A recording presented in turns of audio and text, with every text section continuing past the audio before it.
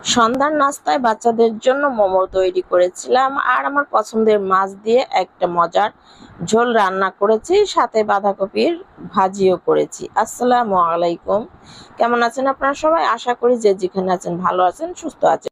আমিও আলহামদুলিল্লাহ ভালো আছি। চলে আসলাম আরো একটা ভিডিও নিয়ে। আশা করি ভিডিওটি আপনাদের ভালো লাগবে।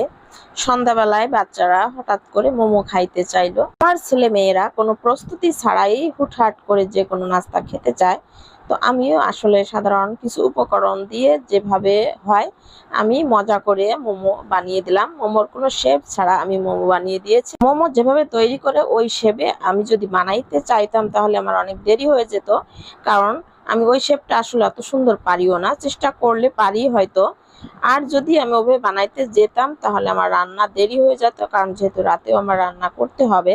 বাঁধাকপি আর গাজর কুচি করে নিয়েছিলাম, ওখান থেকে